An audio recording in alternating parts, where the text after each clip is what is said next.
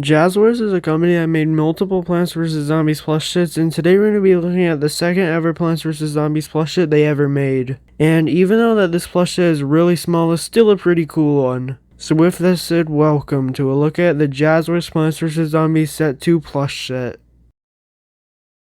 Now let's start off with the first and only plant in the set being the cherry bomb. Overall, this cherry bomb plush is pretty good. Both of the cherries are exactly the same with the facial expressions, except the mouths are just slightly different, with one having bigger teeth on the bottom and one having bigger teeth on the top, but that's really the only difference about these faces. And well, it's clear that this plush is based off of the Plants vs. Zombies 2 design of the cherry bomb and not the Plants vs. Zombies 1 design. Now the stem on this plush is actually inaccurate because it's supposed to be brown instead of green, and the leaves are, well, pretty accurate, I guess. But overall, this plush is really simple for Jazwares to make because there really isn't that much details in it. And overall, it is a really simplistic plush compared to some other cherry bomb plushes. One thing that's really interesting about this plush though is that there was recently a prototype up for sale on eBay. Now this is the picture of the prototype here. Well, it doesn't really look like a prototype and it doesn't even look different from the original plush. The only difference on it is the tag. As you can see, this one has a Terraria tag instead of having a Plants vs. Zombies tag, which is well what Jazwares used for their prototype plushes.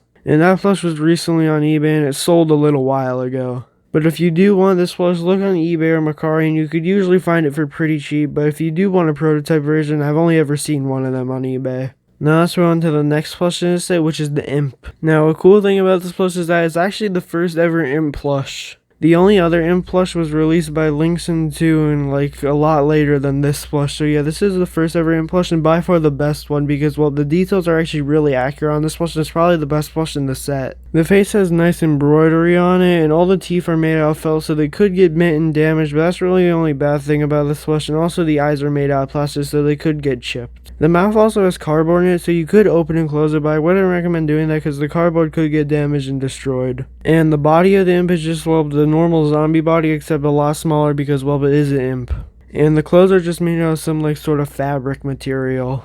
And overall, this plush has to be probably the best one in the whole set because, well, the details are really accurate and overall it's by far the most accurate plush in the whole set and just overall looks nice. And there's also a picture of the prototype version of this plush being, well, this picture. It doesn't really look that much different from the release, but there are a few differences. The biggest difference is that instead of the skin being gray, it's more like a greenish gray color, but that's really the only noticeable difference except for that the coat's a little more red than on the official release. And unlike the cherry bomb prototype, this plush has never shown up for sale and it's very unlikely the prototype will ever be seen again because, well, there's only this one picture of it from like when this plush first got released and revealed. So you basically have no chance of finding this prototype plush, and well, for the normal plush itself you could easily find it on eBay or Mercari, but it does cost a lot of money, like $100 sometimes that it sells for. And now let's move on to probably the most interesting plush in this whole set being the Rip and Tear Conehead Zombie. Now the main reason why this plush is so interesting is that because, well, you could take its head and its arms off. So yeah, this plush's arms and head were attached by Velcro and you could rip them off, which, well, was the main part of this plush. And, well, that probably wasn't the best design choice because nowadays you could find these plushes on eBay and Mercari, but most of them are missing parts of arms and also they're extremely damaged. And, well, it's extremely rare to find this plush in the box still, and there's been only one recent listing that had it in the box still, so yeah, it's extremely rare to find it in the cardboard box and even in mint condition by itself. One thing that I do find interesting about this plush though is that for some reason they only made the head and the arms come off and not the cone. I think that would have been a cool idea to take off the cone so you can make like a basic zombie and a conehead zombie.